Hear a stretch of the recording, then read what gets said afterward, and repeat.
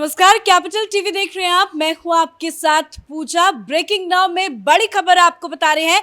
विपक्षी गठबंधन इंडिया की बैठक मुंबई में पूरी हो चुकी है, पर सबसे बड़ी खबर यह है कि इस बैठक में कोई भी समाधान नहीं निकल पाया है। ना ही संयोजक पर कोई फैसला आया, ना ही विपक्षी गठबंधन इंडिया का लोगो रिलीज किया गया और ना ही सीट शेयरिंग को लेकर कोई फॉर्मूला तय किया गया।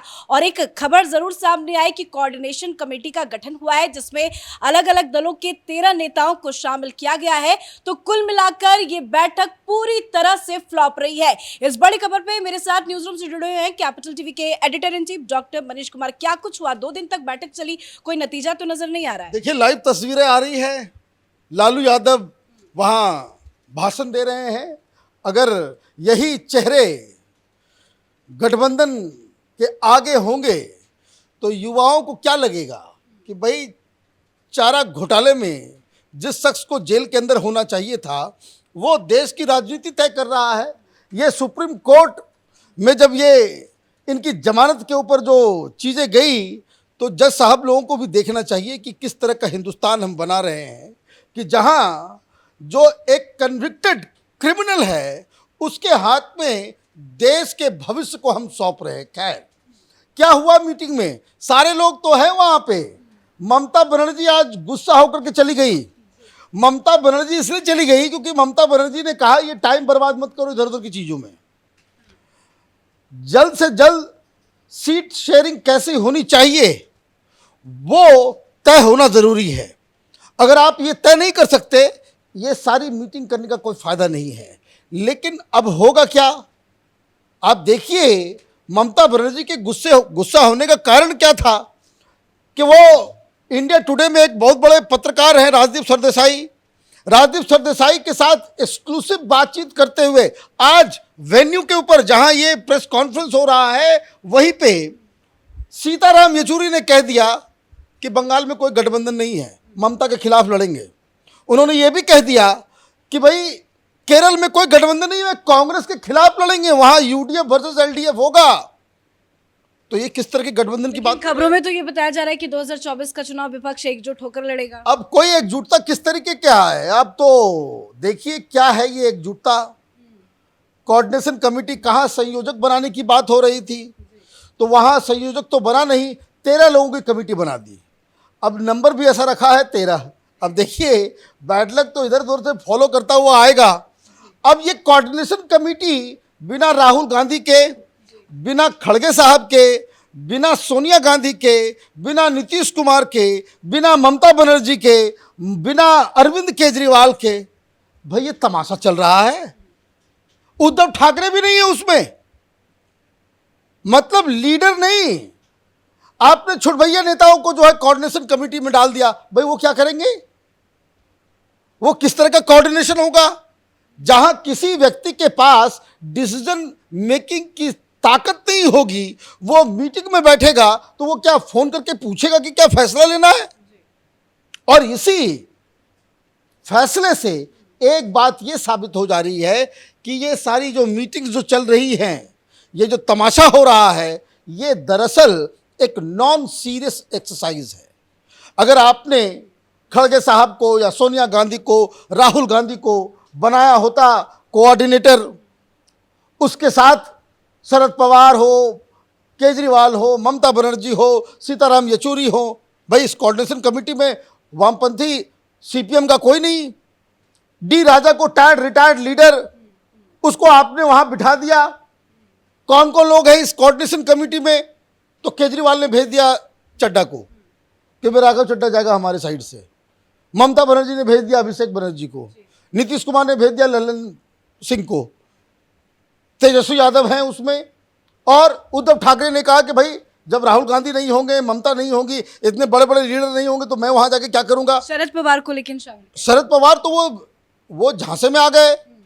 अब उनको मालूम नहीं, भाई शरद पवार के साथ दिक्कत यह है कि वो किसी को डालेंगे वो पता नहीं, वो कल जो है वो चला जाए अजीत पवार के खेमे में, तो वो क्या करेंगे? मजाक उड़ जाएगा उनका, तो उनका नाम जो है उसके अंदर है। अब दिक्कत क्या है कि आपने स्टालिन को डाल लिया। भाई स्टालिन का भाषण हुआ, स्टालिन अपने तमिल में बात कर रहे थे, भाई उससे क्या होगा। लेकिन बैठक से पहले इतनी चर्चाएं थी कि लोगो रिलीज किया जाएगा, रंग तय हो चुका है, सब कुछ बताया गया, इतनी ज्यादा चर्चाएं हुई, पर आज कुछ भी नहीं हुआ। क्योंकि वहां झगड़ा हो गया, वहां लोगों को देख करके कुछ लोगों का दिमाग खराब हो गया, वो बोले कि नहीं भाई हमसे तो पूछा ही नहीं। आप ये समझिए कांग्रेस पार्टी अपने डिसीजन को इस INDIA के ऊपर थोपना चाह रही है और इसलिए नाराजगी है।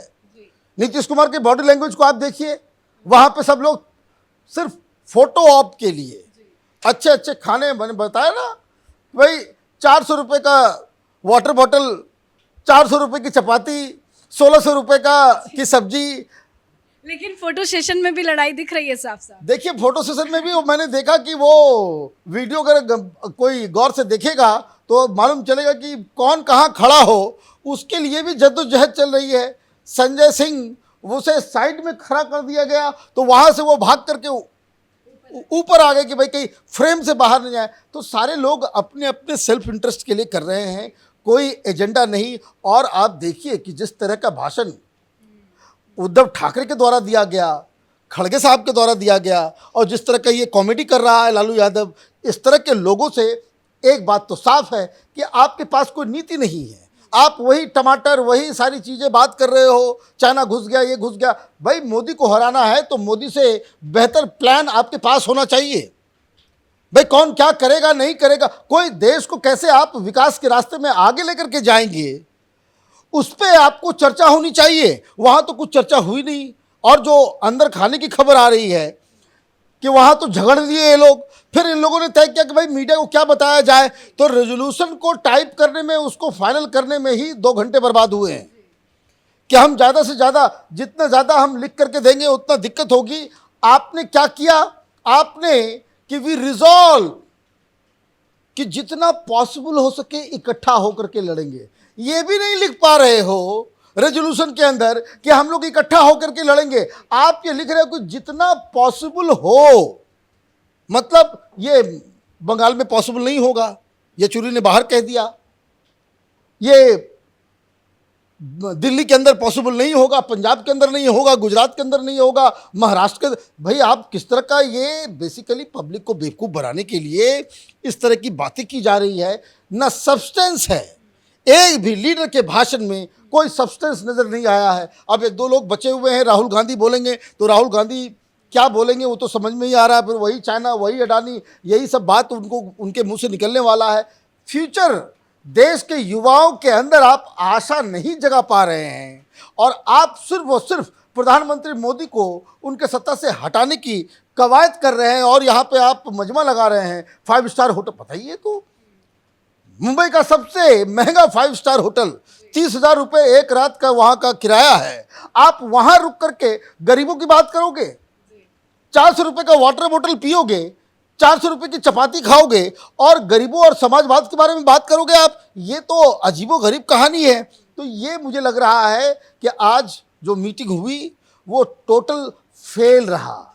जो बात 5 चीज़ें कही गई थी कि हम लोगो निकालेंगे, झंडा बनाएंगे, हम बकायदा सीट शेयरिंग का फार्मूला बताएंगे, कोऑर्डिनेटर कौन होगा वो बताएंगे, आगे का फ्यूचर प्लान बताएंगे, कॉमन मिनिमम प्रोग्राम बताएंगे, ऐसी कोई चीज़ सामने नहीं आई। और सबसे बड़ी बात कि अगला मीटिंग कब होगा, कहाँ होगा, ये भी ये लोग तय करके नहीं उठे हैं।